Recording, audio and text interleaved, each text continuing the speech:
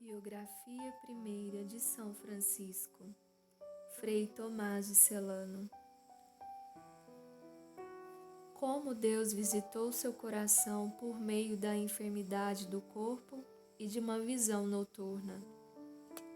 De fato, quando este homem ainda fervia em pecados, com paixão juvenil, e a lúbrica idade o impelia a satisfazer insolenemente as tendências da juventude, e quando, não sabendo amansar-se, estava instigado pela virulência da antiga serpente, de repente, a vingança divina, ou melhor, a unção divina, faz-se presente sobre ele e começa primeiro a reconduzir o coração errante, trazendo-lhe uma angústia no espírito e uma enfermidade no corpo, segundo aquela palavra do profeta: Eis que eu cercarei teu caminho com espinhos e o cercarei com muralha.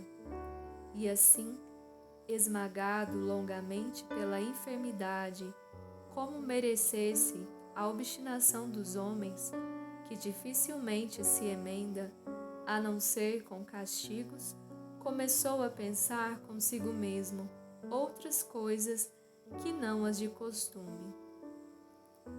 E como já estivesse um pouco restabelecido e apoiando em um bastão, tivesse começado a andar pela casa daqui e dali, com vistas à recuperação da saúde, num certo dia saiu e começou a contemplar mais cuidadosamente a região que se estendia ao redor. Mas a beleza dos campos, a amenidade das vinhas e tudo o que é belo ao olhar, em nada pôde deleitá-lo. Por esta razão, admirava-se pela súbita transformação de si mesmo e julgava estultíssimos os que amavam as preditas coisas. E assim, desde aquele dia, começou a considerar a si mesmo como vil e a desprezar as coisas que antes tinha admirado e amado, não plenamente, porém, nem de verdade, porque ainda não estava desprendido dos vínculos das vaidades, nem havia sacudido da nuca o jugo da perversa escravidão.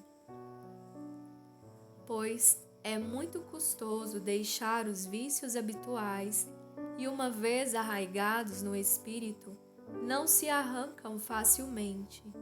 O espírito, mesmo isolado por longo tempo, volta ao aprendizado do princípio e, pela assiduidade, o vício geralmente se converte em natureza. Assim, Francisco tenta ainda fugir da mão divina e, esquecido da correção paterna durante pouco tempo, estando a prosperidade a sorrir-lhe, preocupa-se com as coisas que são do mundo e, ignorando o desígnio de Deus, promete que ainda há de realizar as maiores coisas da glória e da vaidade do mundo. Pois um nobre da cidade de Assis prepara-se não modestamente com armas militares e, inflado pelo vento da vanglória, compromete-se a ir à Apulia, a fim de aumentar os lucros da riqueza e da honra. Tendo ouvido estas coisas, Francisco, porque era de espírito leviano e não pouco audaz, põe-se em acordo para ir com ele, embora inferior na nobreza da origem, mas superior em grandeza de alma, mais pobre em riquezas, mas mais pródigo em generosidade.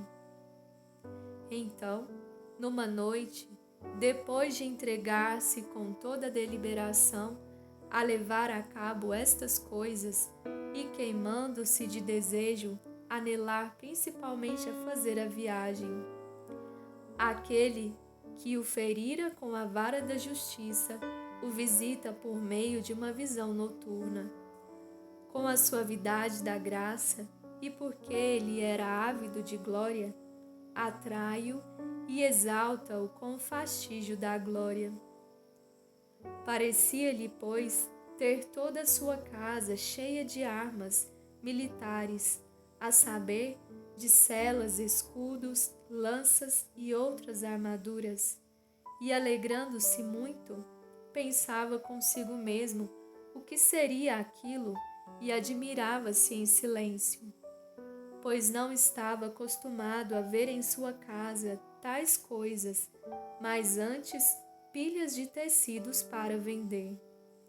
E como estivesse não pouco estupefato diante do súbito acontecimento das coisas, foi-lhe respondido que todas aquelas armas seriam suas e de seus cavaleiros.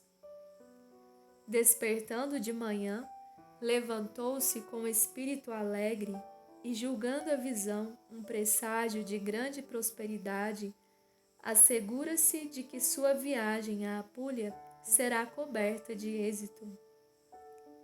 Não sabia o que dizer e ainda desconhecia completamente a tarefa que lhe fora dada do céu, mas podia perceber que sua interpretação da visão não era verdadeira, porque, embora ela contivesse de alguma maneira bastante semelhança com os fatos acontecidos, no entanto, seu espírito não se alegrava com relação a tais fatos como de costume.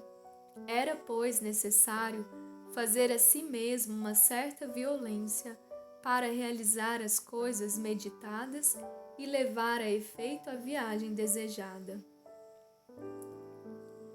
E, na verdade, bastante no início se faz belamente menção das armas, e muito oportunamente as armas são entregues ao cavaleiro que lutará contra o forte armado para como o outro Davi, em nome do Senhor Deus dos exércitos, libertar Israel do inveterado opróbrio dos inimigos.